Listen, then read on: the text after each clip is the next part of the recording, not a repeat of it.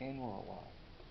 So for the 213 final, from what I've been able to get from various sources people that I've been tutoring and just hearing, it's going to be 2 times the size of a test. So if you take a look at the number of multiple choice for a test, that's going to be the final. Double it, that's the final. So you're going to get most likely 8 problems, 12 multiple choice, somewhere in that range. From what I understand, it's going to be 25% each. One from test 1, or a couple from test 2, a couple from test 3, and then the post test 3 material. From the sounds of it, it's not going to be like he's going to throw a lot of problems for the post test 3 material. I kind of think my bet would be that he's going to give like multiple choice stuff, because you haven't gotten the homework back from any of that material. Then again, I mean, who knows what he's going to do. So what I'm going to do is I'm going to do like kind of a highlight reel of problems. These will be problems that I'm basically just going to slap together because that's my thing. When you teach the course 50 billion times, you can just come up with problems. If I was him, after the disaster that was test 1, what I would do is throw test 1 problems at you. And so if you guys want to come on Thursday, that's the next anticipated review session, bring your tests and I'll start doing problems that we can just look at and discuss. And I strongly think that the test 1 problems will be revisited. There's a lot of times when I give a test, I'm like, all right, 60% of the class had no clue. Guess what? That's going to be on the test. And so I would prep for that.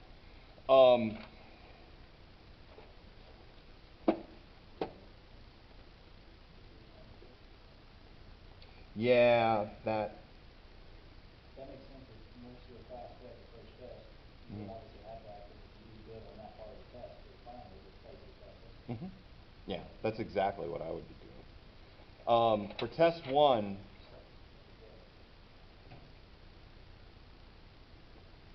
conversions,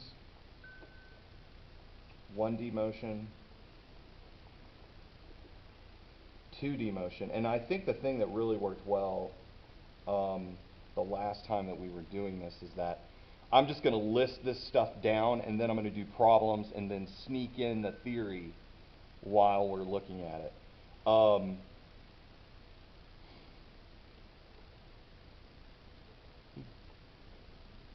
Forces ended up becoming parts of test 2 material, but those are the big guys for stuff like this. So for conversions, let's start off with like 3 cubic feet per second, and I want to convert this to cubic meters per hour. Now for something like this, it's all about multiplying by 1. So as an example, you have 1 minute is equal to 60 seconds. So you can translate this into 1 equals 60 seconds per minute, or you can divide both sides by 60, and it would be 1 equals 1 minute divided by 60 seconds. So the core thing about conversions is you got to multiply everything by 1. So when you do this, 3 feet cubed per second, the order of the conversions doesn't really matter. You can say 60 seconds per minute, or you could start converting the length or the volume. It doesn't really matter. And then that's 60 minutes per hour, and that's all you need to do because, well, for the time, because the seconds cancel and the minutes cancel. To deal with this, I'm going to do the rest on the next line. You're going to multiply it by 12 inches per foot, 2.54 centimeters per inch. Don't try to memorize all the various conversions from feet to meters and meters to all sorts of crazy stuff. This right here is the core metric to imperial conversion for length. I mean, it's pretty obvious to get from miles to anything in the imperial system. It's trivial to get from anything within the metric system. But this is the conversion that I use to get from one to another. And then you have 1 meter per 100 centimeters. Now, the thing that you need to remember is that we're not dealing with linear terms, we're dealing with cubic feet. So in order to take care of this, what you do is you cube the linear terms, because now you have inches cubed and feet cubed, so that will cancel with this. The inches will cancel with inches, the centimeters will cancel with centimeters. The one landmine in a conversion problem is a lot of people forget that the cube, in addition to converting the units, converts the numbers inside as well. So it is 12 cubed, 2.54 cubed, all over 100 cubed. And so what we get, now, I've done this enough times. What's 60 times 60? 3,600. I didn't do the math, I just memorized it. So that's 3,600. Eventually I'll get 12 cubed times 2.54 cubed divided by 100 cubed. And I get 305.8 cubic meters per hour. And so that's a basic conversion. If you can handle something like this, everything else is fine. He'll give you the basic conversions for, one of the things is like 946 milliliters per quart. That's a good volume conversion. 4 quarts per gallon, the basic stuff. Trying to think, time, that's easy. Volume, it's that. 1 cubic centimeter is 1 milliliter. Time, distance, mass. 454 grams is a pound. And so those are my core conversions. One for volume, couple for volume. That's for mass. That's for length. Time is trivial. And so we're basically done with conversions.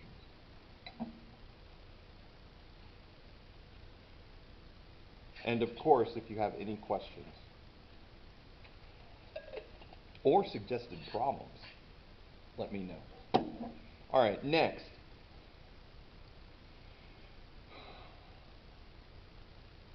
And really what I'm kind of doing is, I know that everyone's final is either next Tuesday or next Wednesday, which means we got a week to do this. So we won't be rushing, but we won't be dilly-dallying either. So it's going to be a nice solid, but if we can't do the entire year in 2 hours, it's okay. We've got, that's what Thursday's for, and maybe Sunday and Monday. So So 1D motion, you have displacement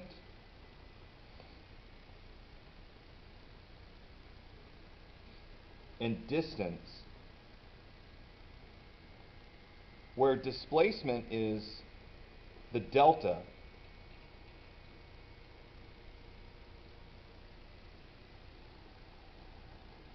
and sometimes they mention this, other times they do this, and other times they do this. I'm not certain of what he picks. What does he usually do for his final position? X1 or X2 or X final? It could be any of them? Okay. You've seen all of them, all right. I try to stick with one, but just make everyone aware of what's going on. For distance, it's the absolute value of displacement. So in the case of the example that I typically do is Oxford is at the 225 mile marker, Jackson is at 150. Granted, this is not to scale, and I know that Oxford is not on I-55. State line is at 0, and I go, so Oxford to Jackson, that delta X, the final position is 150. The initial position is 225. So that's minus 75 miles. So the displacement, if you were to go from Oxford to Jackson, is negative 75. If it is distance,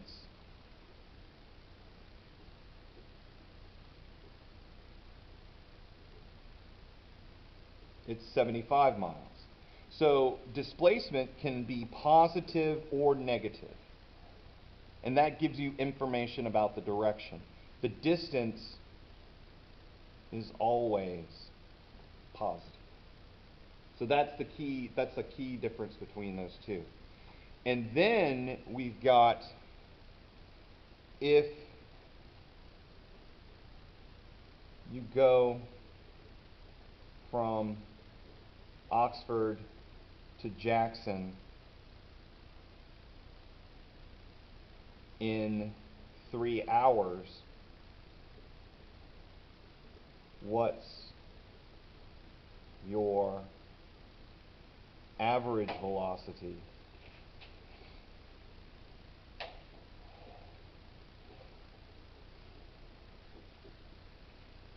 and average speed? Average velocity is known by V with a bar. So this is average velocity. And average velocity is the displacement divided by the time. So the displacement was negative 75. The time was 3 hours. So it is negative 25 miles per hour. So the average speed, we use S with a bar. Now the letters could be anything really, but the thing that kind of denotes that it's an average is the bar over the value. And that is simply the absolute value of the average velocity.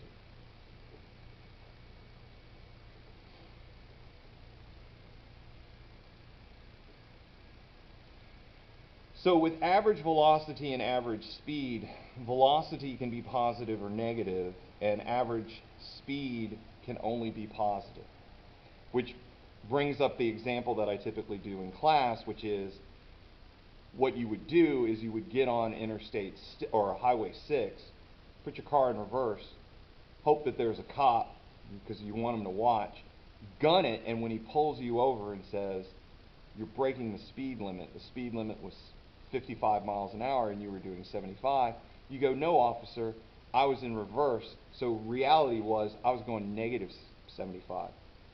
Now, it's a speed limit, which means they take your velocity and make it the absolute value, so you were violating the speed limit. And OPD on Twitter also said, and they kind of told me it was reckless driving and endangerment of welfare of people. So we don't do that anymore. Now, for acceleration,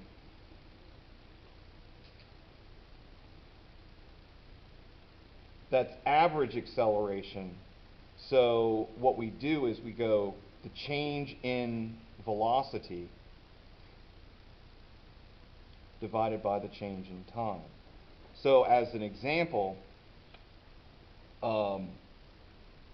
55 meters per second, and you go down to 30 meters per second in 5 seconds, your average acceleration was 30 minus 55 divided by 5, so it's negative 5 meters per second per second. And one of the things that I do stress on all the tests are know your units. Please know your units. For position, velocity, and acceleration, meters, meters per second, meters per second squared. Know them always. If you say, when I'm grading tests and they go, the acceleration was 5 meters per second, that causes me to twitch nervously. So don't do that. That only cuts short my life. Now, in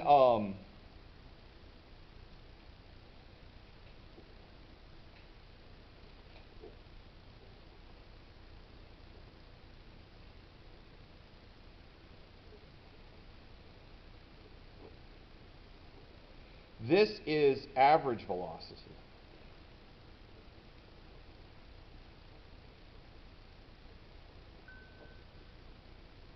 This is instantaneous velocity.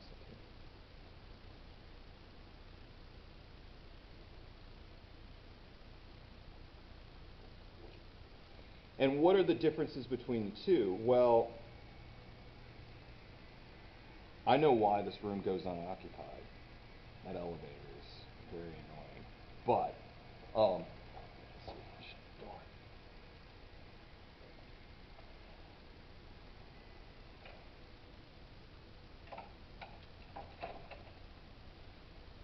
A little bit better, maybe. All right. Average velocity is kind of a macro change.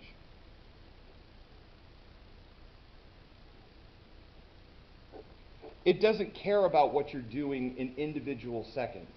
If it takes you 5 minutes to get to the Walmart and it's 5 miles to get there, granted, you're speeding up, slowing down the entire way, but all average velocity cares about is what was the distance traveled and what was the time. Instantaneous velocity means that it is the micro change. The instant to instant change in velocity. As you're slowing down, you're going from 3 to 2 to 1, from instant to instant, like you're stopping time and going, what was that minute change in distance over the minute change in time? And that's your instantaneous velocity. Now, the big guys for this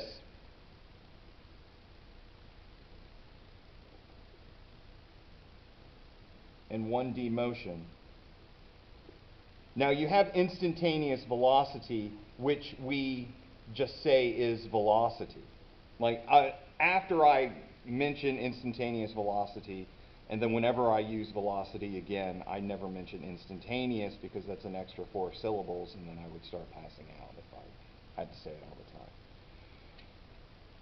A, where A bar is average acceleration, A is instantaneous acceleration.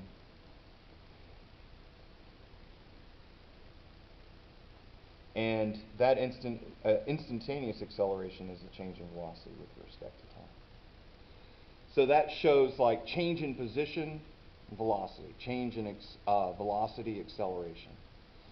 Now with 1D motion, as an example, car travels 200 meters from rest in 30 seconds. What is A, and what is its final velocity? So this is a typical 1D motion problem. Not dealing with gravity yet. That'll be the next problem. So one of the things that we would always have to remember is the 6 steps of motion. And so what we're going to do is we're going to build up through the difficulty level, probably do 2 1D motion and then do a 2D motion. But all of them follow these 6 steps. Number 1, ID the problem.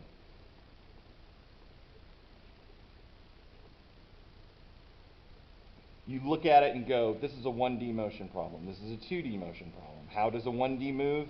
Well, it's only in, for 1D, it's only left, right, or that way. If it's 2D, it's not an or, it's an and. So you have to be able to identify it. So in the idea of the car moving across the track, it's a 1D motion problem. The next part is label, origin, and set axes. Now with 1D motion problems, you do have the liberty of choosing whatever axis you want, but we, in an effort to be simple about this, I set the origin as typically the leftmost position, and then I have all my objects always move from left to right. So the object is, or the origin is there, which means x naught is 0. X naught, the origin position, or the initial position, and then the final x will be 200. Because the other thing that I set is that left is negative and right is positive. So the first thing, ID your problem. Next, you go, well, where's my origin? Boom, it's there. Which way is negative? Which way is positive? Label your axes. For 3,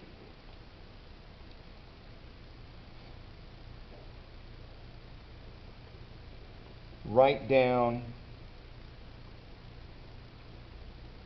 the core equations.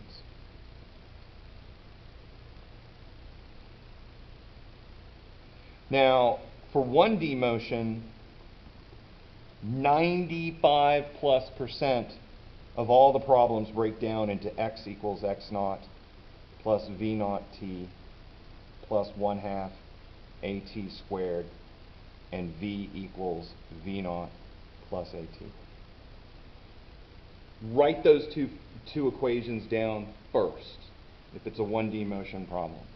If it's a 2D motion problem, these are the two that you write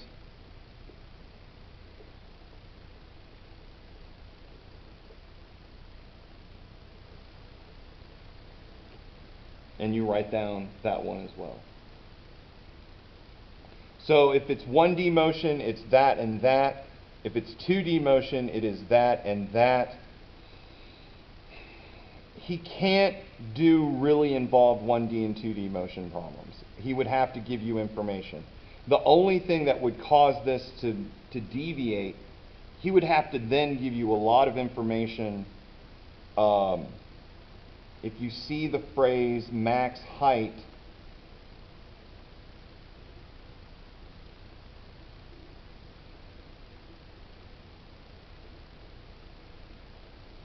I'd get that equation on deck. Because at max height, what do you know? The height at the top of the curve the velocity at that point is 0. Okay, number 4. ID what you know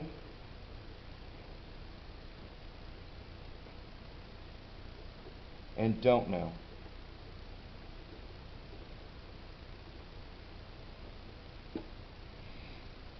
And how I typically do it, I would ask him, I'm sure he'd be fine with it. If not, he's just a buddy dud. What I don't know, I underline in red. What I know, I underline in green. So bring colors, bring pens, pencils, markers, highlighters, all that stuff. Bring a ruler. Ask him first. It's not like you're bringing in notes. You're bringing in tools that will help you communicate with your professor. There are a couple of critical things about this. 1, assume I'm an idiot. You've got to go from basic steps. I understand he does the whole, it can be easily seen that and skip 6 steps, but for you, you're held to a different standard. So you've got to go from step to step. So try to communicate as clearly as possible, because step 2, I'm not psychic. I can't tell what you're thinking. You can't go, but I meant. You mean it by what you're putting on the page. And so, granted, I don't always fall into it. Good penmanship is appreciated. Speaking of pen, okay. All right, number 5. Now, number 6 is just solve. Number 5 is, it's either one equation has only one unknown, or it's 2 equations, 2 unknowns. Doing this, breaking it down like this, it's one of the beauties of Test 1 material, because if you're familiar with the patterns and familiar with the procedure, you can handle any of the 1D, 2D motion problems, no matter what he throws at you. Just follow that guideline. So getting back to this. Now it's a 1D motion problem, so I'm going to write down these 2 equations.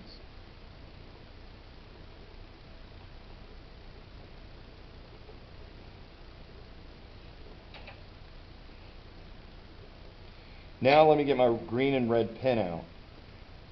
I know the initial position because it's at the origin. I know the final position because it's at 200 meters.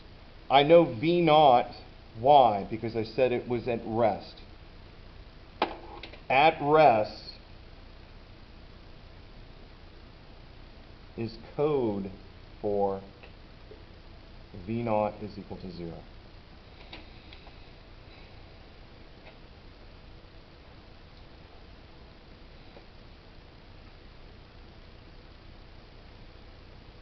Now next,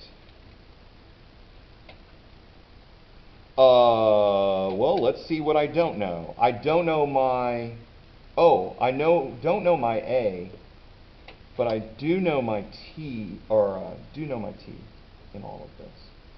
And I don't know my final velocity.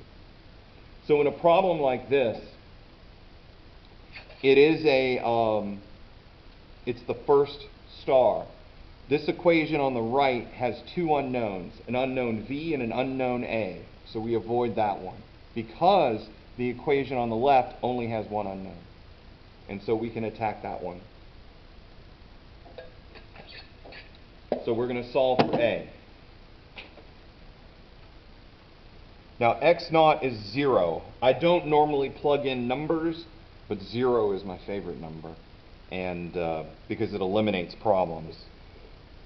That's 0, that's 0. Oh my goodness, so much is going away. So now it's 2x over A is equal to t squared, or t is the square root of 2x over A. So this is 2 times 200. Oh no, I've given t back up. I'm looking for a. So it's 2x over t squared is equal to a. Now, one of the things that I'm just showing right now, and this is the core thing, a lot of the students say, and I get stronger when people say this to me, you never taught us that. Well, what I'm trying to do is teach you the alphabet soup method, which means that I could ask for either x, a, or t, given that I've given you all the rest of the letters.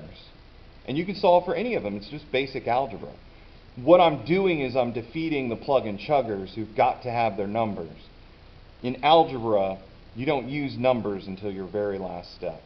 So a is 2x over t squared. This is 2 times 200 over 30 squared, which is 400 divided by 30 squared, which is 900, I think. So I get 0.44 meters per second squared. Now that you know A, your final V becomes solvable. So this becomes final V. A is 0.44. T is 30.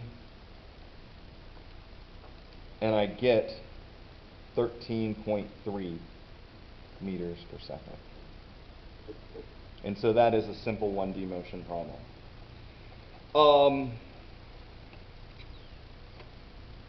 Now let's do something 1D motion but with gravity. And we'll follow the same steps.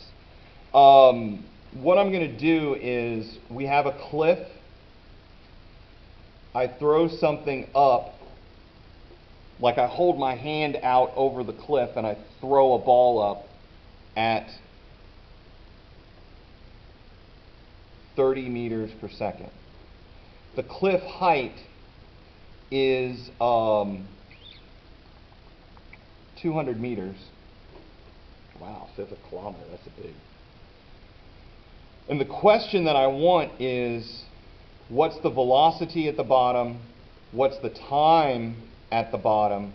And then for part 2, for extra work, what's the time at max height? And what is, I'm going to use y in this case. What's the maximum height? And I'm going to specifically ask about the max height over the floor. So this is the floor. Now, ID the problem. It's a 1D motion problem because it goes up, it comes down, it doesn't go left or right. Step 2, identify the origin. Well, the origin, I'm going to set it at the base.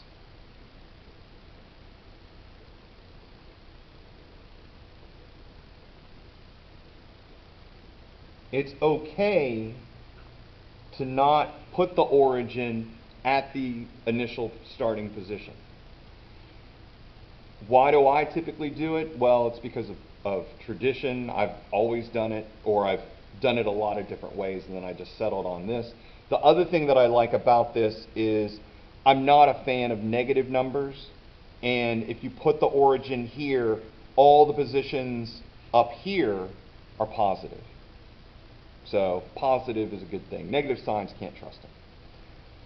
Next step, write the equations that you think you may need. So we have y equals y naught plus v naught t plus 1/2 at squared. And v equals v naught plus at. Once again, my favorite equation, my second favorite equation coming through, and then we can take a look at this. Now, one of the things that I do want to point out, G is the magnitude of gravity, and that magnitude of gravity is positive 9.8 because it's a magnitude. Now in this case, one of the things that we do need to set, down will be negative and up will be positive. They're traditional axes for vertical motion. that means A, which is the acceleration, is negative g, or negative 9.8 meters per second squared. Had I set down as positive, A would have been positive 9.8. And so what I'm starting to do, I mean, I've been teaching it for a while, but one of the things that I've started figuring out is g is the magnitude of gravity, A is the acceleration of that specific case.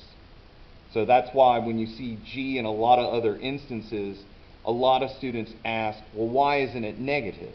Well, g is the magnitude of gravity rather than the direction of gravity itself.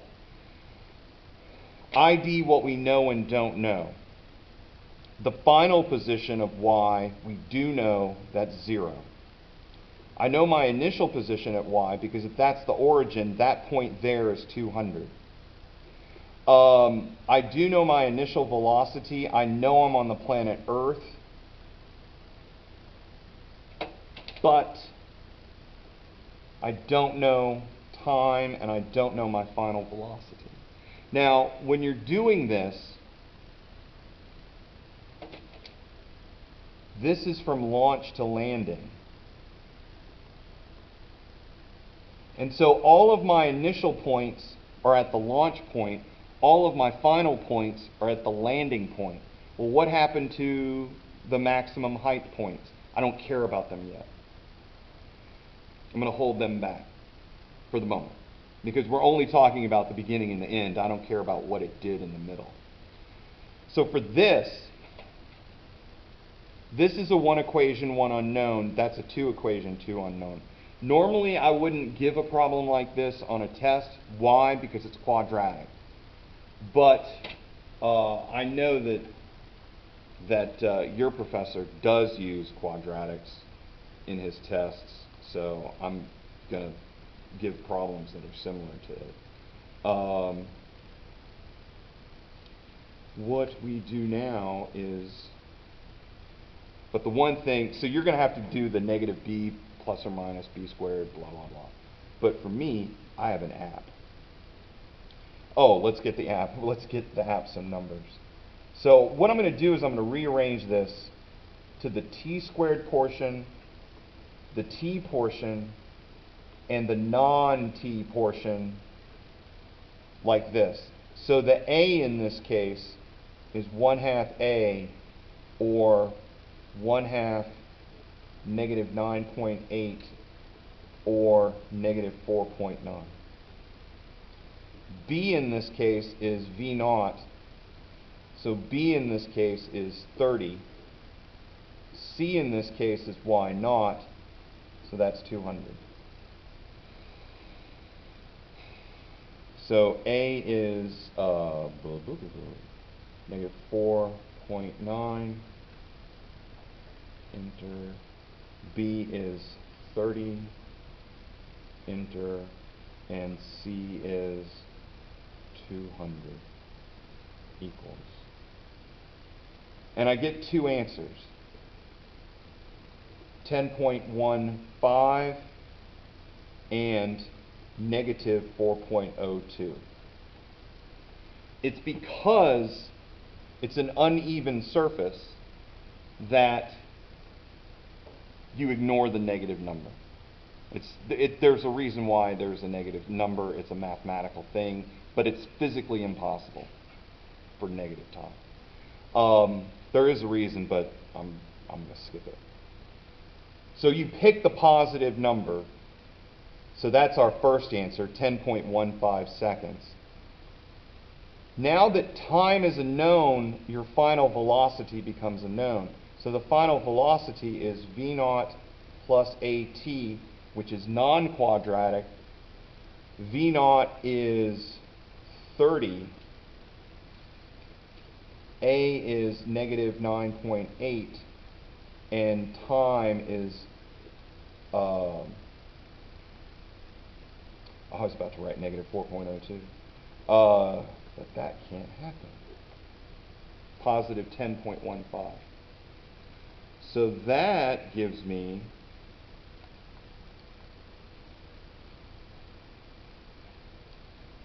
negative 69.5 meters per second, which it should be negative. Why? Because it's coming down.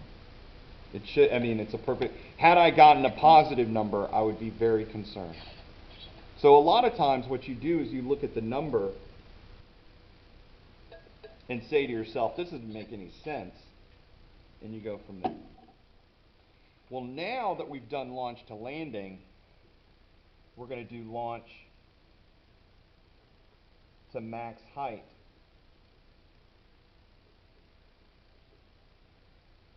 Launch to max height, it's a 1D motion problem, so once again we write my two favorite equations. I should use y to be consistent.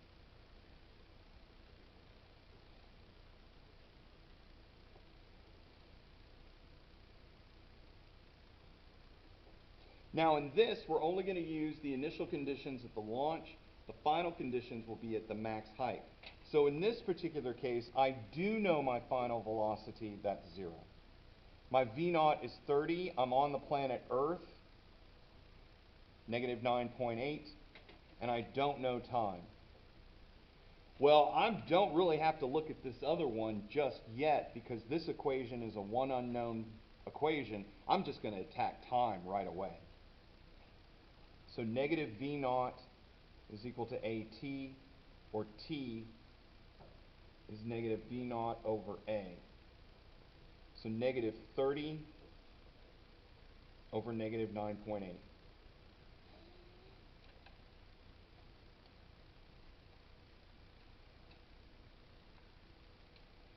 So 3.06 seconds.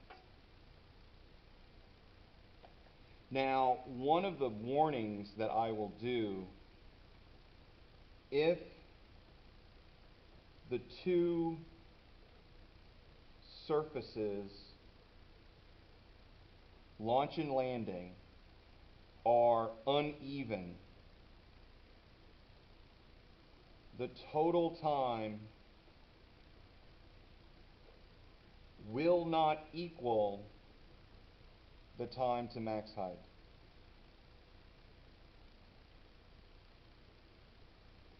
And we can show it right here, because the total time was 10.15 seconds. The time to maximum height was 3.06. It was not half. Had it been you throw a ball up in the air and it comes back down at the same level, then yes, you could figure it out that way.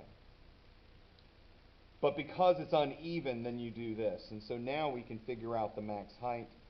Y0 is 200. V0 is 30. Time is 3.06. Negative 9.8. 3.06 squared.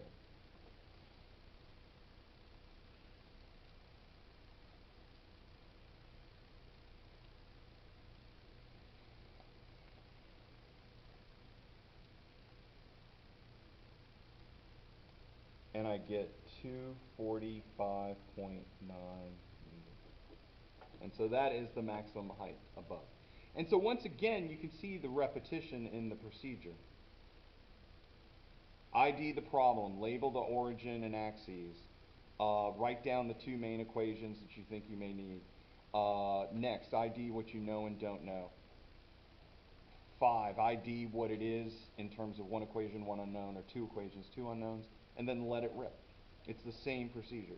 Now, what I'm going to do now with this is I'm going to do a 2D motion problem, and then I'm going to break into vectors.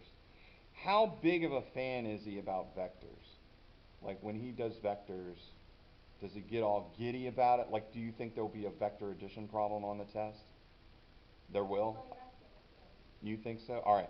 We'll cover the basic format of a vector addition problem. Similar to that, I think it's entirely appropriate because there was a whole lab on it. You take it like a problem from each test. Yeah. But the problem from the first test, if it's a problem, it would either be a 1D, a 2D, or a vector addition.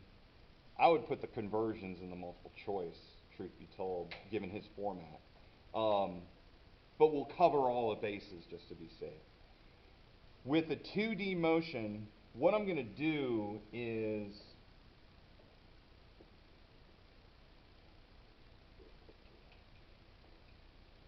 I'm going to change the problem a little bit.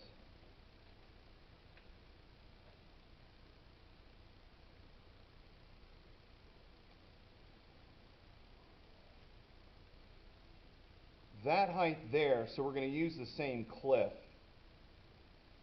200 meters. Hold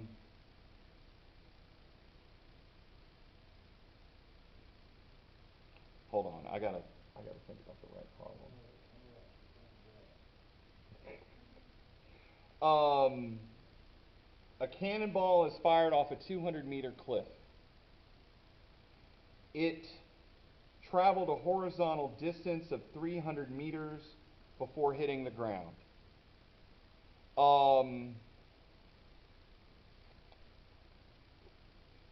The time that it took to do this was, hold on, let me use a time that I think will work.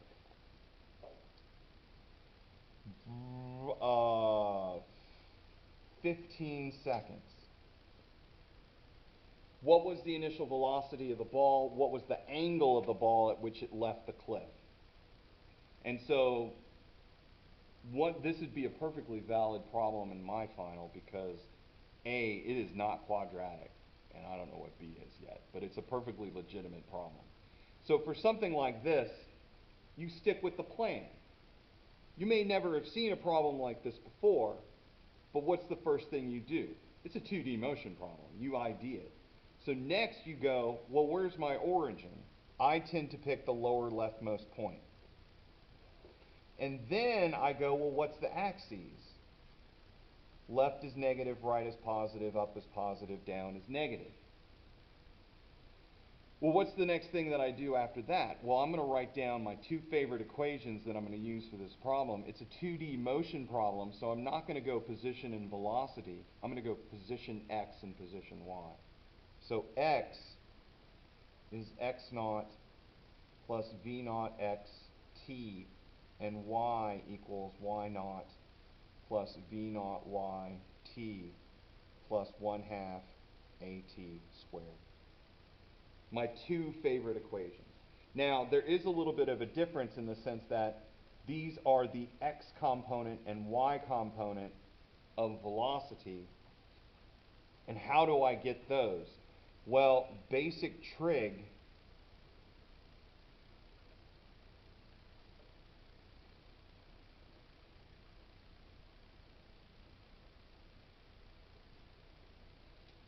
the initial velocity is up and to the right. The angle of inclination is the theta. So from trig, and it's been really fun tutoring that one student in trigonometry because I'm getting all sorts of ideas that if I ever taught 213 again, I would make it far worse. I've done things that like I love in trig. Yeah, Like, but there are certain like trig identities and stuff like that. Like I would just start putting in crazy stuff, and but it's probably a good thing that I don't do that for your sake. So sine is opposite over hypotenuse. So sine theta is v naught y over v naught. So v naught y is v naught sine theta. Cosine of theta is v naught x over v naught. So v naught x is v naught cosine theta. And so that's the derivation of why v naught y and v naught x, or whatever I wrote them down to be. So what I'm going to do now is substitute those into here, and I get x equals x naught plus v naught cosine theta t, and y equals y naught plus v naught sine theta t plus 1/2 at squared. Because I'm looking for v naught and I'm looking for theta. Well, what's the next step after that? I got to ID what I know and don't know. I know the initial starting and ending coordinates. X naught is 0. It's directly underneath the origin. So that's 0. My final y I do know because it's at the level of the surface. So the final y is 0. I know my final x, that'll be 300. I know my y naught, that will be 200. And thankfully, I know time, and I know I'm on the planet Earth. The two variables that I don't know are v naught and theta. V naught and theta are both unknowns in both equations. This is a 2-equation, 2 unknown. In the first case, it was 1 equation, 1 unknown. Now we're going to do the other one. All right. And how do you do a 2-equation, 2 unknown? You solve for one variable. In this case, I'm going to solve for v naught on this side. Why? Solving for theta is a bear. Don't just, I just avoid those. So v naught is x over t cosine theta. A very simple thing. And I take that and I plug it into here. So 0 equals y naught plus x over t cosine theta sine theta t. The v naught became x over t cosine theta. And then I have 1/2 at squared.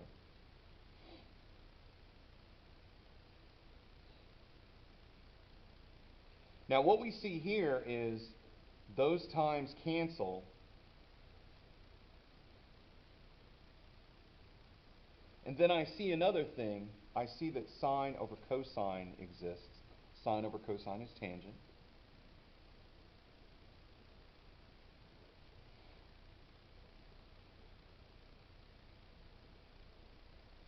So now I have a function of x, which I know, y naught I know, a I know, time I know.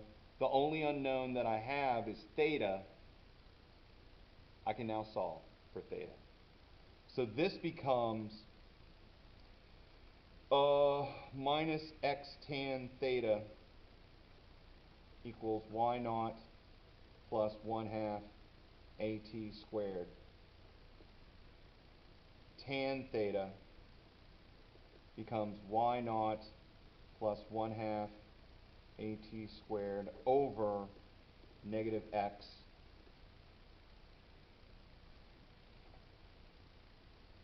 So theta becomes inverse tan of y naught 1/2 at squared over negative x.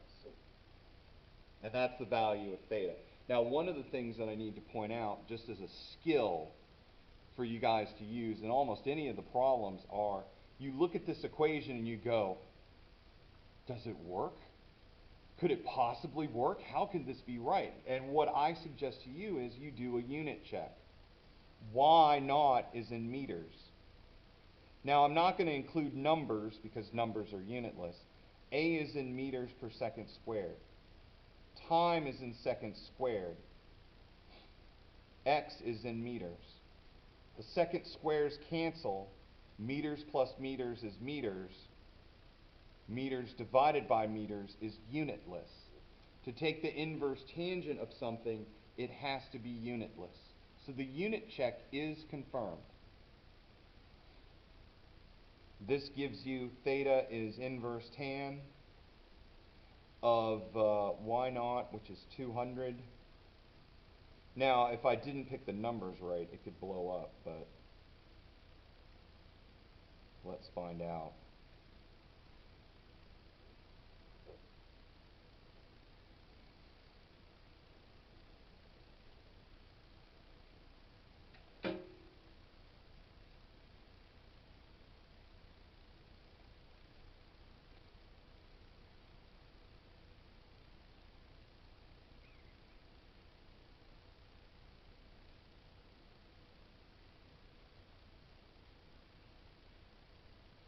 and I get 71.6 degrees.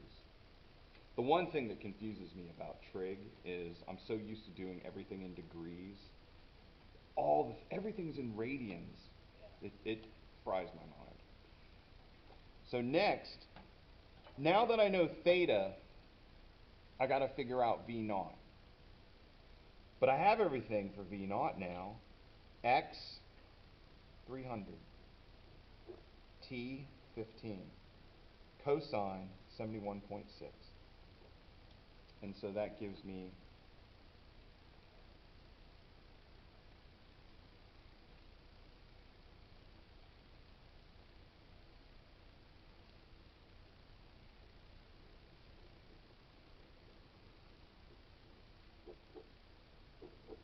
(63.4 meters per second). So that's the general procedure for doing a 2D motion problem. 2D motion problems can fall into the same categories. A 2D or 2 equation 2 unknown, which we've just done, or a 1 equation 1 unknown, which is similar to the first problem. It all comes down to you determining just following the procedure, following the recipe. The test 1 material is just what I found to be is extremely just boring in the sense that if you know the recipe, it doesn't matter what I throw at you. I mean, I could give you, the whole thing that I base test 1 on is I'm trying to teach you how to fish, not give you a fish. And if you know how to fish, I could say, give me a tuna, give me mackerel, give me whatever, and then you can just go and get it. So now moving on, my favorite subject, vectors. And the 3 procedures for vector addition is break them, add them, and recombine. And what I'm going to do is a simple problem such as if the A vector, and that's the symbol for a vector, it's got the little half arrow on top. If A is 4 meters at 180 degrees, and B is 7 meters at 300, what is the resultant C if C is A plus B, and what is the equilibrant D? And equilibrant just means it's the negative of C. Give answers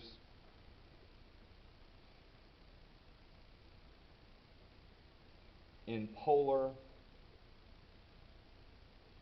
and component.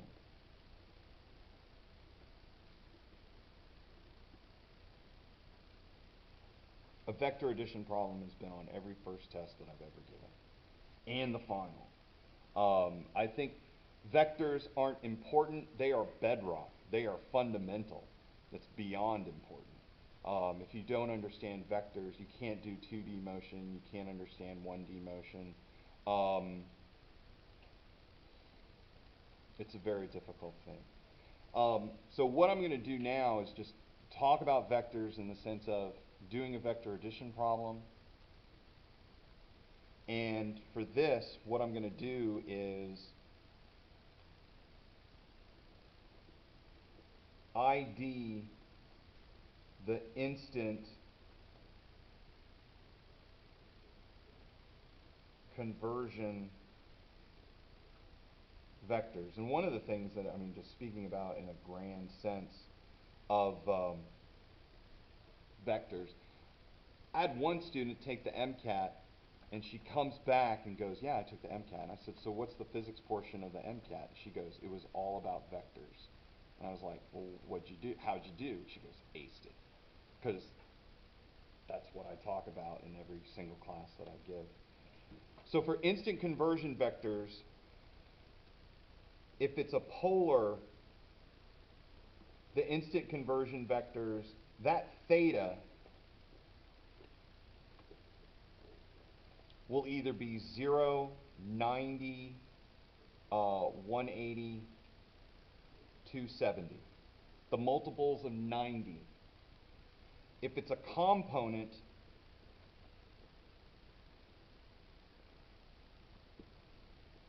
it's some number in front of an x hat, or it's some number in front of a y hat. If you see the vector in that form, you should just immediately start drooling because it's just a quick thing to do. That 4 meters at 180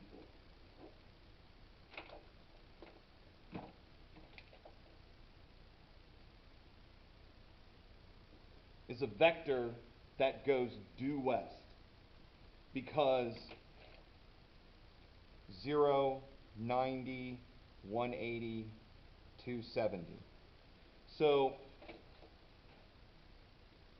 4 meters at 180 degrees converts to negative 4x hat meters. It's in the negative x direction with a magnitude of 4, so it's negative 4x hat.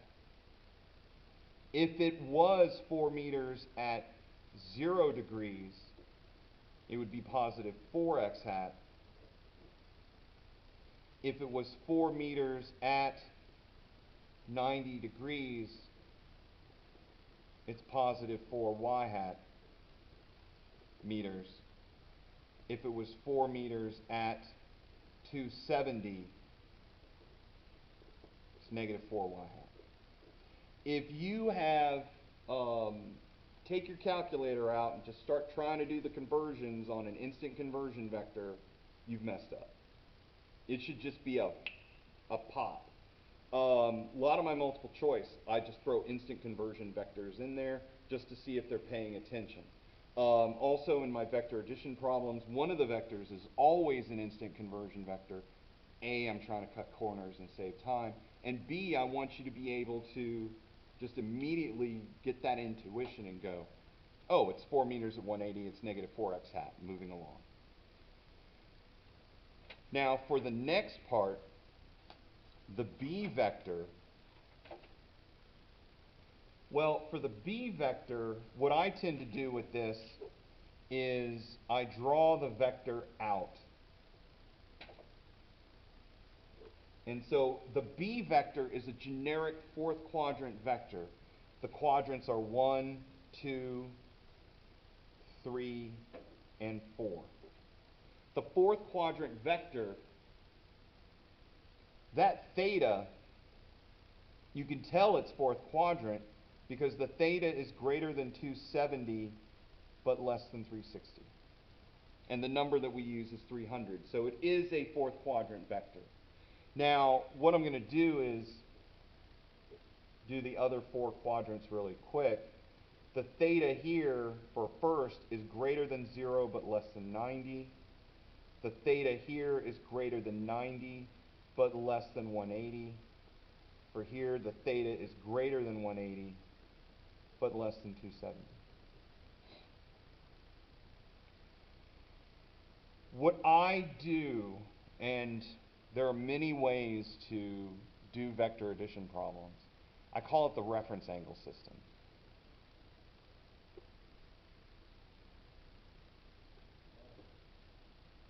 Yeah, there are a lot of people. And so what, that's a horrible system. Let me redraw it. Don't let the calculator do the thinking for you when it comes to the signs. You're the one telling the calculator and the piece of paper what the signs are. Let the calculator determine the magnitudes, because if you don't use the reference angle system, you really got to be on top of your game in terms of figuring out the numbers that you get. And so what I do is in my reference angle system, those are my theta r's. My theta r's always go up or down from the positive x or negative x axis. Always. Now, could they come from the y? Yes. But that's not my reference angle system. That's not the way that I do it. For the quadrants, the reference angle is equal to the absolute angle if it's in the first quadrant. If it's a second quadrant, that's my reference angle, and that reference angle is 180 minus the absolute. Excellent. If that's the reference angle, then theta absolute is equal to 180 plus theta r, or whatever algebraic manipulation that you get. And then the last quadrant, where that theta r, 360 minus theta r is equal to theta a. And the theta a's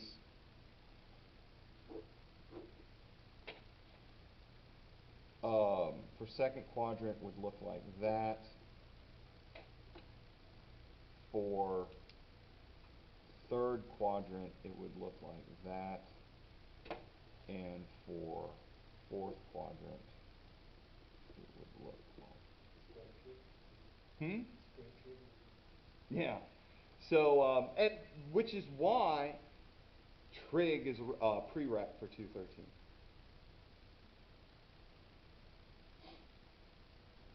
That and algebra. I even consider physics 213 to be either trig 2 or algebra 2, in the sense that physics 213 is just applied algebra and trig. So the equation that we have is 300. So it's a fourth quadrant.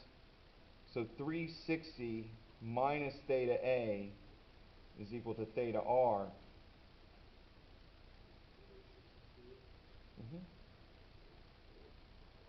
Which is 60 degrees. How I draw this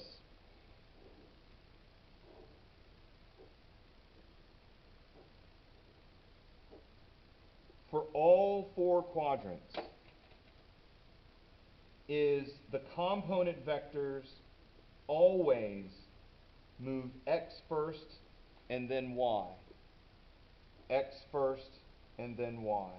X first and then y. With those as the reference angles. This is where I came up with the term, it's the vector butterfly. The picture kind of looks like a butterfly. If you do it this way, the opposite side is always y, and the adjacent side is always x. Which is, yeah, for sine and cosine. So sine in this case is y over hypotenuse. Cosine of this is x over hypotenuse, cosine theta. Now, is that the true definition of sine and cosine? No. Sine is opposite over hypotenuse. But in this case, it's one of the reasons why I do the vector butterfly like this, is that sine in this case will always be that opposite side. The x will be, or the adjacent will always be the adjacent side. When you teach it 50,000 times, you just go, there are 50 different ways, I'm only going to stick with one. Yeah, I just literally did so much on the after. Yeah. So with this, I got a 60 degree angle as the reference angle. That means that the bx the x component of b is b cosine theta, because x is h cosine theta and y is h sine theta. The by is b sine theta. So this becomes 7 cosine, not 300, but 60, and 7 sine of 60. Now, I love everything in terms of multiples of 60 or 30, because cosine of 60 is always 1/2, so 3.5. And trig does love its 30, 60s, and 45s. I was going to ask you, did you go ahead and replace it if it went out? Did you set it down to an apple, or would that make a difference? I tend to stick with this procedure. I mean, effectively, it's... Yeah. Yeah, and it's... What you're doing is you're skipping a step. Yeah, I'm just using the unit circle. Yeah. Yeah. Oh, no, I totally see where you're getting it from. This is 6.06. Now, all of these are currently positive, and when you're doing these steps, they should be positive in the way that I do these things, because everything is in a reference angle system. Now, what I do is, what we have done is we have done the first step. Things are going to speed up very quickly. We get negative 4x hat meters.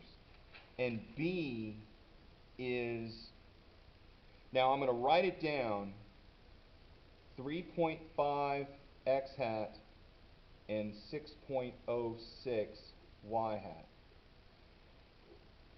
I haven't put the signs in yet. Well, shouldn't they be positive? Not in this case. Why? It's a vector, and it's a fourth quadrant vector.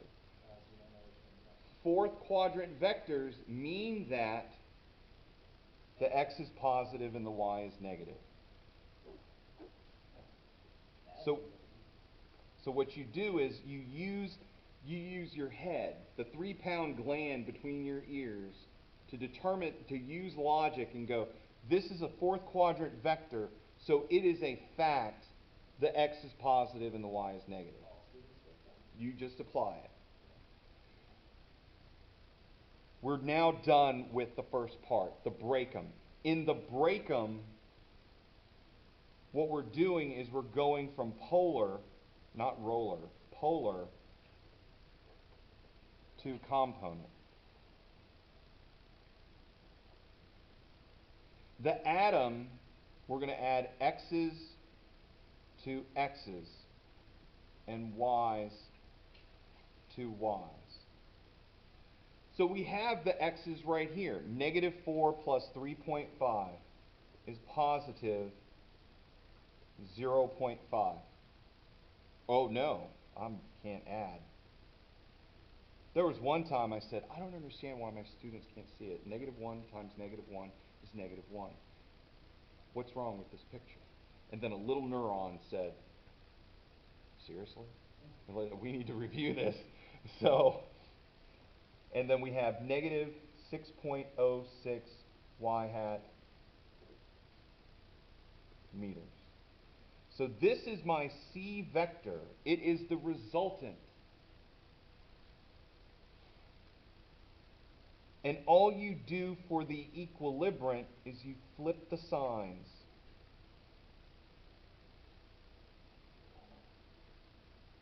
Of both. And this is what you guys did in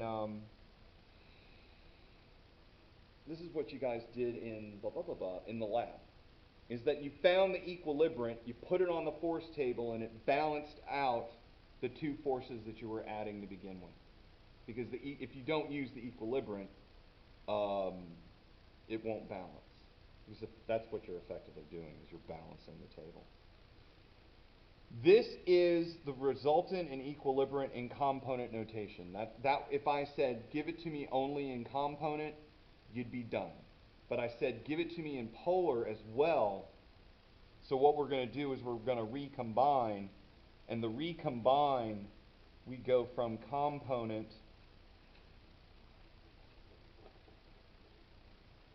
to polar.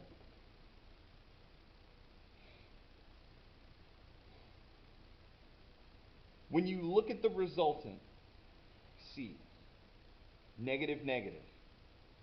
Both components are negative. So, what quadrant is it in? It's in the third. Why? Because x and y are both negative. What angle range should a third quadrant vector have? Between 180 and 270. So the final answer that we give for the resultant should be an angle between 180 and 270.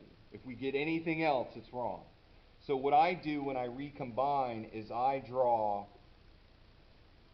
a generic third quadrant vector. That is my reference angle. This is my absolute. I'm looking for the absolute, so once I get my reference angle, because it's a third quadrant, I add 180 to it. So what we're going to do is we're going to find our resultant. This is Cx magnitude, and this is Cy magnitude. So you could, I almost never put the absolute value bars around it because I know what I'm doing. But what I'm really interested in is that side is 0.5 and that side is 6.06.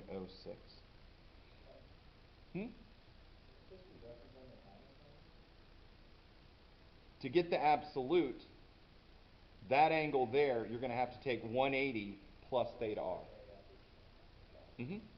Good.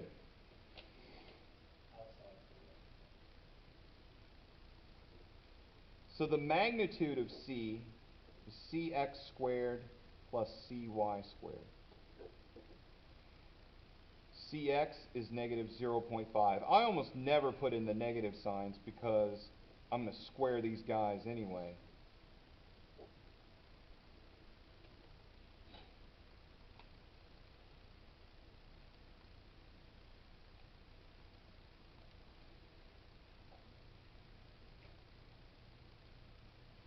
I get 6.08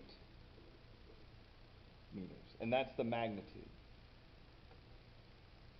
Now the theta r, because I'm using my reference angle system, it is always the opposite, or the y side, divided by the adjacent, or the x side. So this is tan 6.06, 0.5.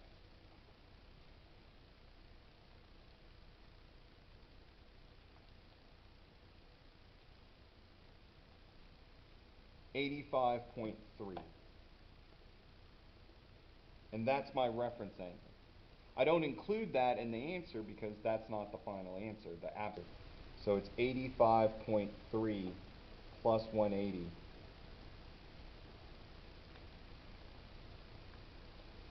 .3 degrees.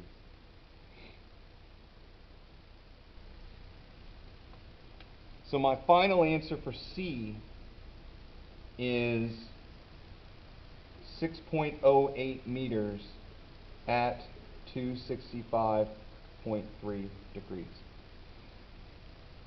Now D, the equilibrant, has the same magnitude, or 6.08, but it's 180 degrees turned around. So if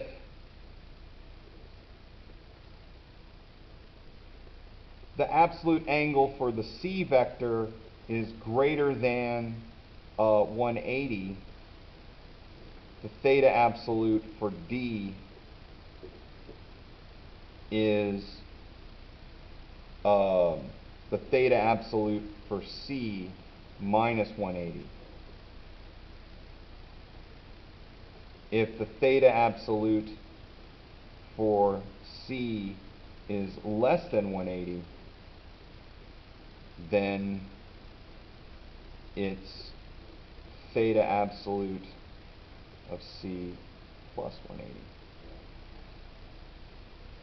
So since 265.3 is greater than 180, Take it, subtract 180, and you get 85. Now, it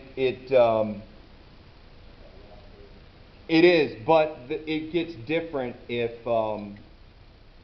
we're dealing with second, fourth quadrant resultant vectors. So if it's second or fourth, it's not going to be like that. Doing specifically sine and cosine. So in the way that I do it, I've streamlined it as much as I can just to get it down to its core functions. And if you remember those steps, any vector given to you, you ID your instant vectors. You convert them, you break them down to components. You add your components together, and then you shift that guy back to polar. Just bam, bam, bam, those 3 steps. Whew. Yes, we've just covered test 1 material in my, well, not all of it. What we got to do now is we got to go to forces and more vectors. And we got 35 minutes. Plenty of time. So for something like this, is what we got to do is force is mass times acceleration. Newton's second law. Now the way that I get the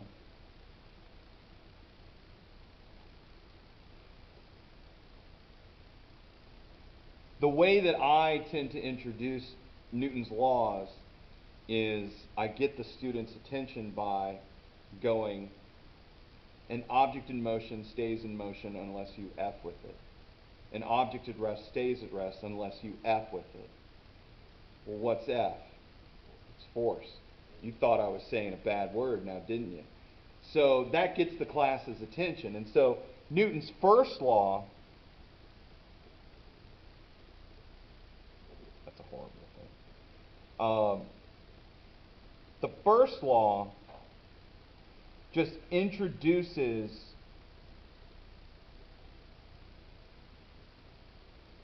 the word force. The second law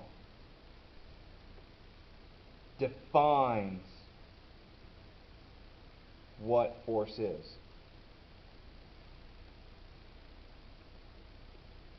And the third law is for every action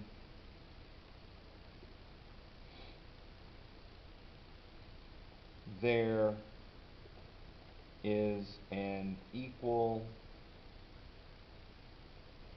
and opposite reaction.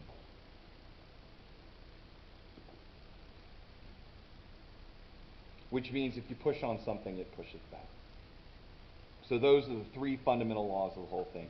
And so one of the things that you could probably ask is, or do multiple choice where you go, object in motion stays in motion, blah, blah, blah. Which law is it?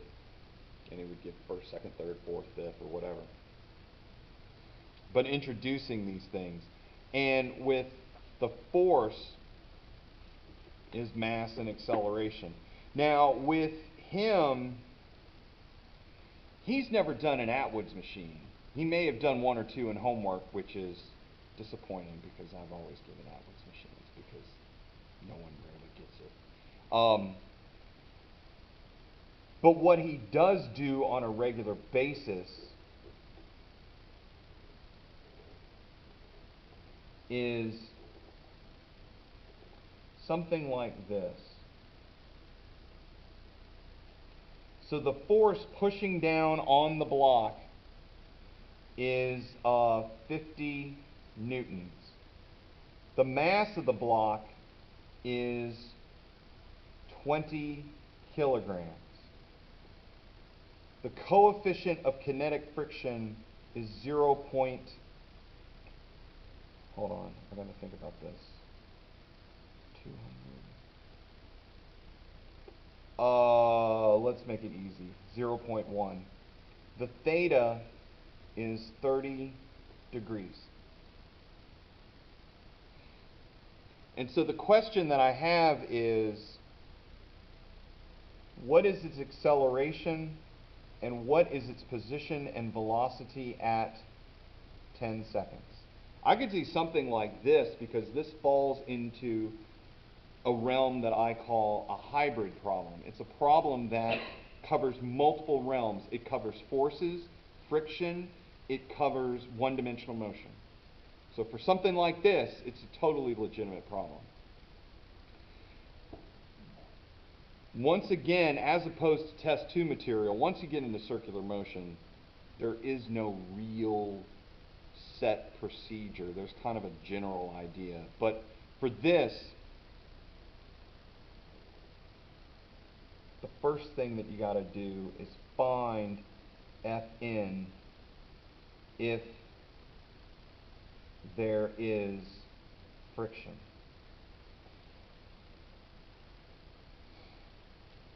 Step 2, find friction force. Step 3,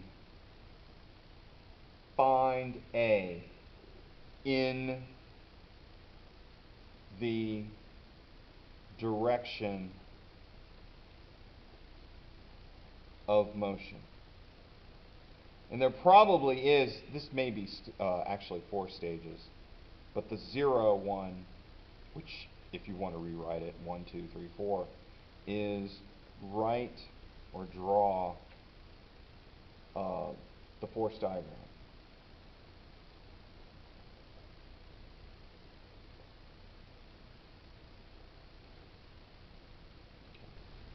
So for something like this, there is, for a force diagram, you draw something very simple, and you use the center of mass, and you have all the forces based on that. Now, this one is the force of gravity, which is mg. And we're using g as the magnitude of gravity, which is just 9.8. Opposing it is the normal force. Now, there's something else going on here which kind of not messes things up, it just adds a little layer of difficulty to it. Is the external force F, the force pushing down on the block. And so what we need to do eventually is we need to figure out the forward force Fx and then the downward force Fy. If that's angle theta, then that is angle theta as well. Now what I've done is I've kind of set things up to make it a little bit easier on everybody, but we're going to prove it. Is the velocity is going to be to the right. And I intentionally drew it off to the side because technically velocity is not a force, therefore it has no place on our force diagram, but I keep it there because it lets me know the force of friction. So F sub F is always opposite of V. And the other thing is that normal force is always perpendicular to surface. Normal is math speak for perpendicular. A vector that is perpendicular to the surface. If you rotated for it to be like this, gravity would be pulling down in this direction, but normal force would still be perpendicular to the surface.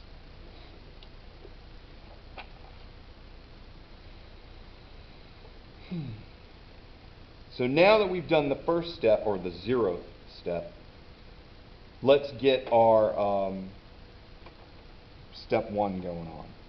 Now I gotta find the normal force, and to find the normal force, the sum of the forces in y are equal to 0. And why is that? It's not flying off the surface or penetrating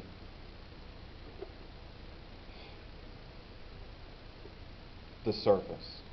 It's remaining in contact with it and not flying off and not penetrating. So it has to be in this, and this is what we call translational equilibrium.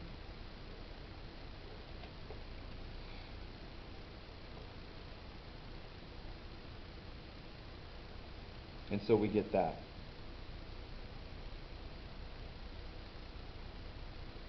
Now, what this means is we need to identify our forces. And another reason why I keep G as a positive value is that I like to keep my minus signs out front where I can watch them.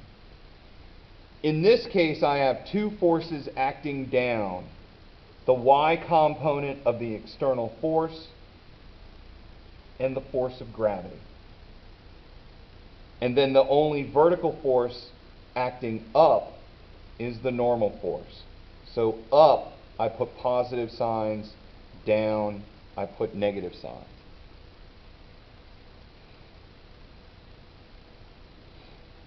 Okay. Briefly, we got to do a little bit of trig to deal with f and fy and x. So in this case,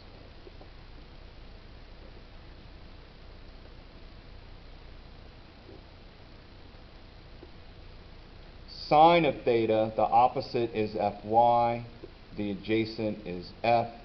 For cosine, it's fx over f. So fy is f sine theta, and fx is f cosine theta.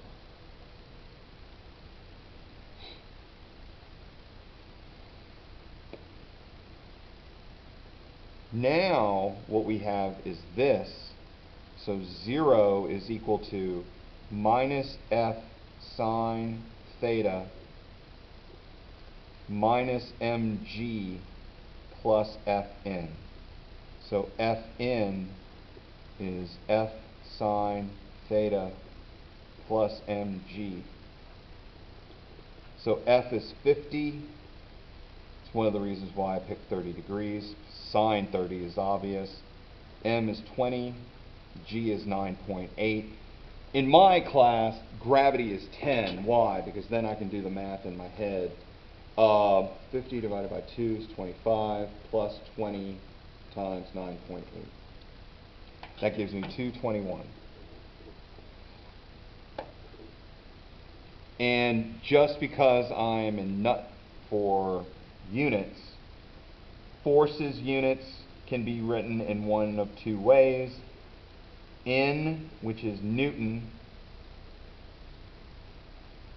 or kilograms meters per second squared. So a Newton is a kilogram meter per second squared.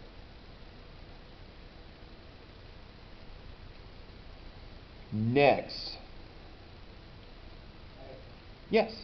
If you 50 times sine of 30, will you be accounting for one force twice? No. I may have been No, it's not coincidence. No, you're probably right. I'm kind of confused because I'm not. Why would you say that normal force is counted twice? I mean, what are the three vertical forces? You got the external force downward component, force of gravity, and then the normal force itself. Those two are negative and that is positive. And then you just solve for normal force. If there was no external force, it would just be minus mg plus Fn, and then the normal force would just be mg, which is weight. But since we added an additional force, it increases slightly by 25 newtons. It wouldn't be 221. If there was no external force, it would be 196.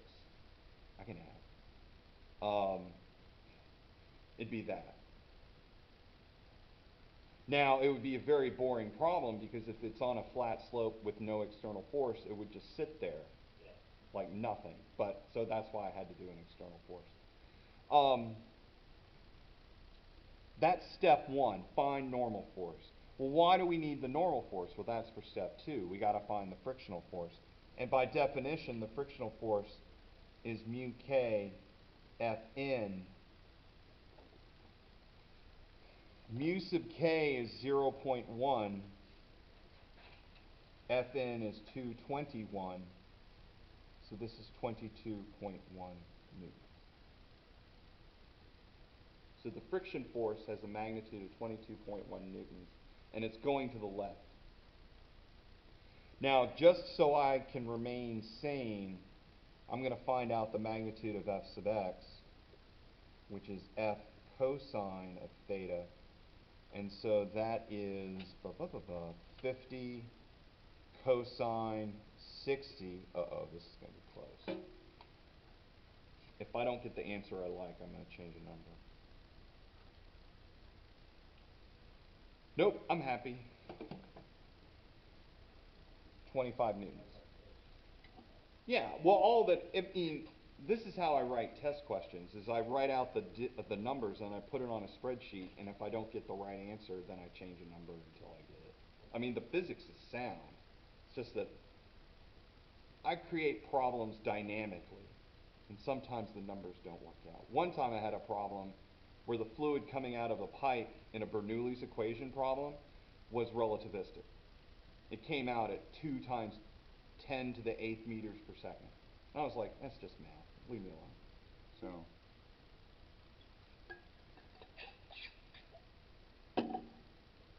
So for this, we've got our friction force. So what we do is the sum of forces in x is not 0, but it's ma, Newton's second law. If it is accelerating, the sum of the forces is ma. If it's in translational equilibrium, it's equal to 0. So this gives you, well, what are my two forces? Well, friction force is to the left, and Fx is to the right. So A, in this case, is Fx minus Ff. I just swapped them just because I don't like negative signs out front. M, 25 minus 22.1 over M, which is 50. Oh, it's not going to move very quickly.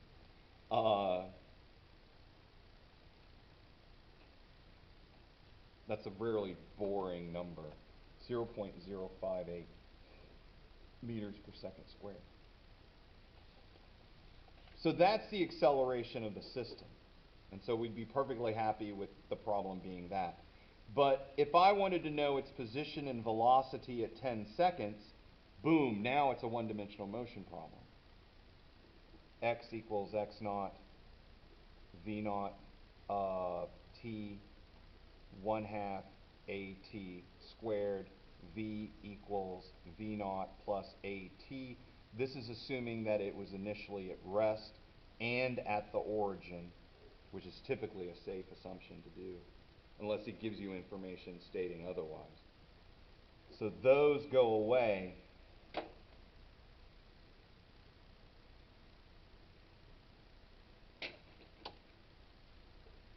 I know everything but the values that I'm looking for. So 1/2, 0.058. Let me look. What was the time? 10 seconds. And v equals 0.058 times 10.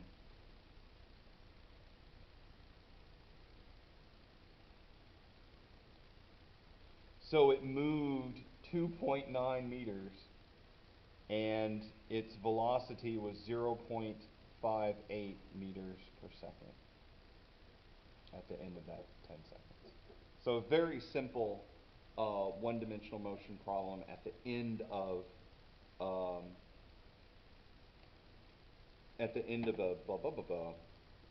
force addition problem.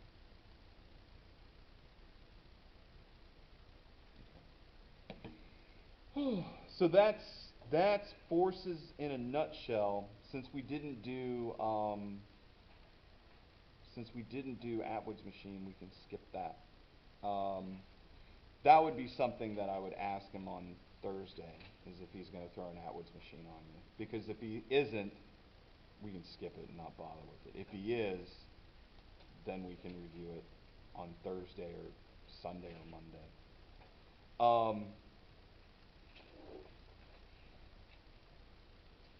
Okay. So for the last 15 minutes, we'll introduce circular motion, and then on Thursday, we'll just continue on from there. Circular motion.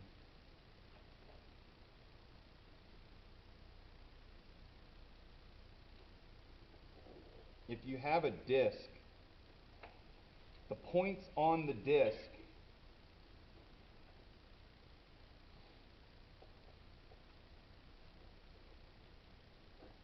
have these as their velocity vectors. And what I'm going to do is I'm going to wrap a problem around it.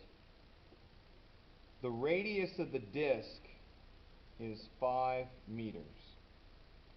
And the period of the disk is 10 seconds. And I'm going to say that the period is constant. So the period will be 10 seconds at the initial time. It's going to be 10 seconds. An hour from now, it's always going to be 10 seconds.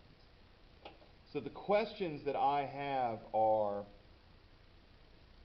well, what's the velocity of the points at the edge of the disk?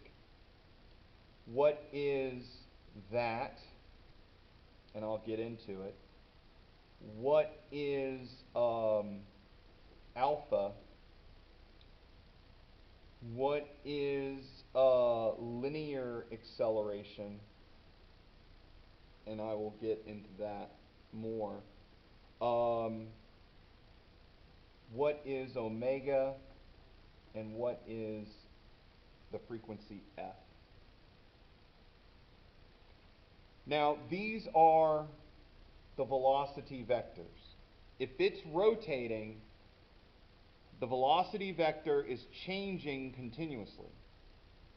So if the velocity vector is up on this side and it's to the left on that side, it has to have an acceleration, a changing velocity implied. This is not necessarily a linear velocity, this is a vector velocity.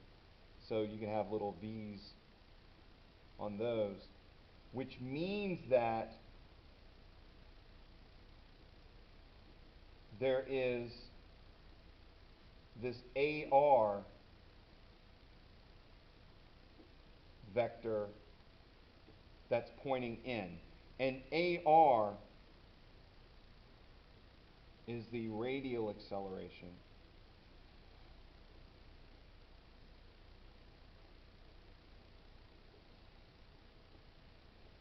And the magnitude of the radial acceleration is v squared over r.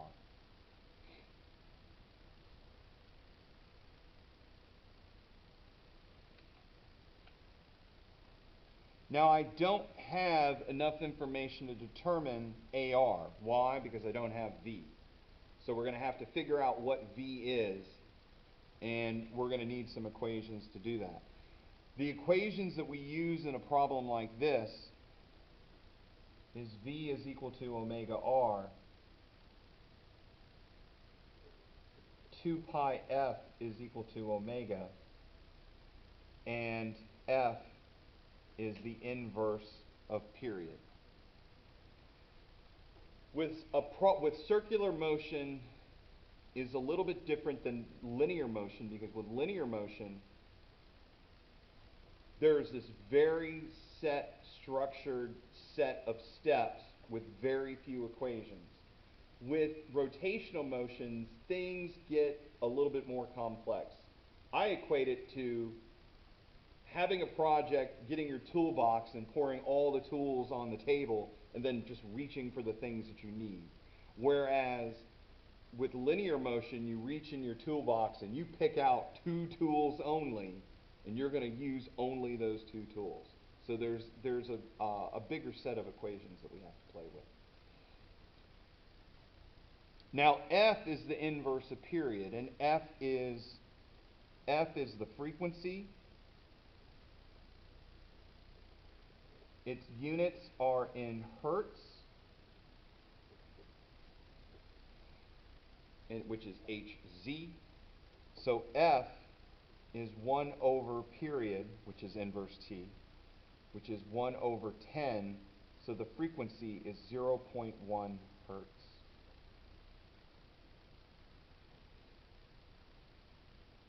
Now that I have frequency, I can get omega. Omega is 2 pi f. So this is 2 pi 0.1, or 0.2 times pi, or 0.628, I think. And omega radians per second. And from everything that I've heard about your professor, is he is radian friendly. Technically, radian is not a unit, and you should just leave it blank.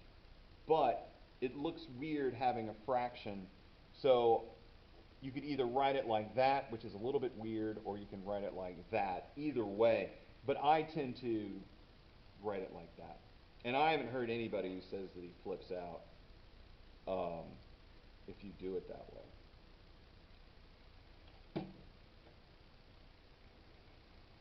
Now that you have omega, you can get the velocity.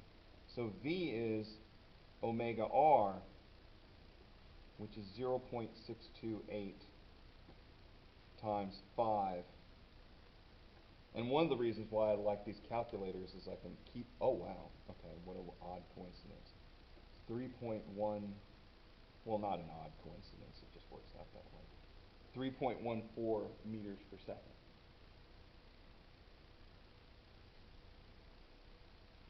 Now let's see, we got V, let's get AR. AR is V squared over R. So this is 3.14 squared over 5. And that gives me 1.97 meters per second squared.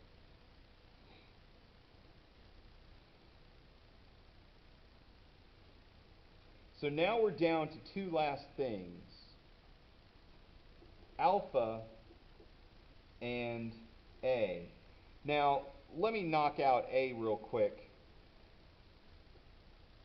The way that I'm thinking about A is like thread off a spool. That V,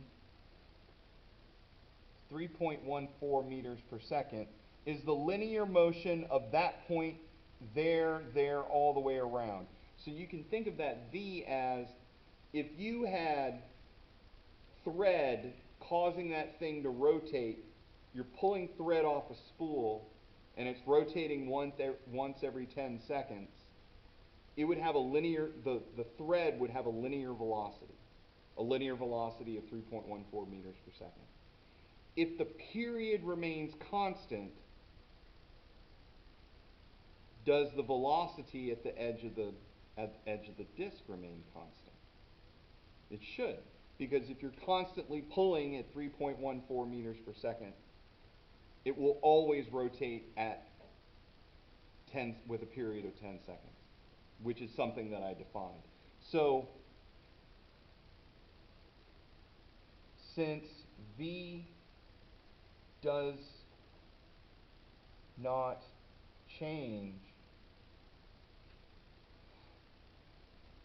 dv dt, which is equal to a, if v doesn't change, then that linear acceleration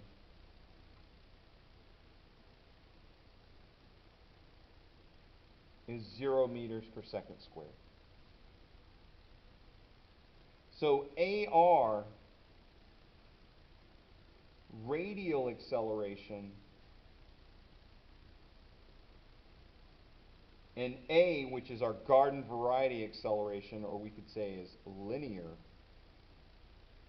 acceleration, both use the units meters per second squared. They're two different things. A lot of people get them confused or mistake one for the other. The last bit, alpha, just as A is dv dt, alpha is d omega dt.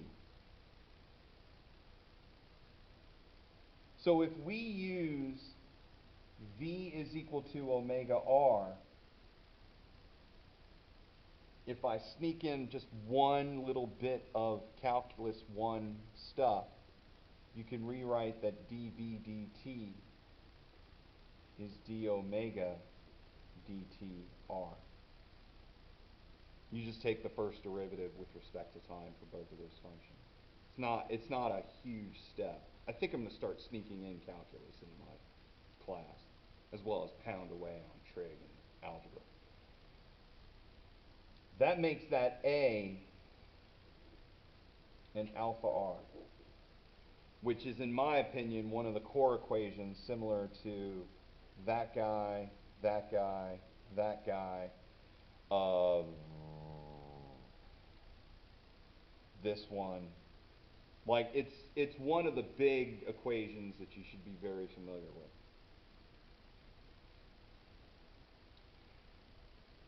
Now, does omega change?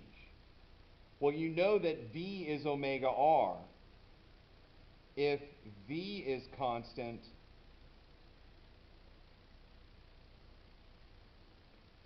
omega is constant as well.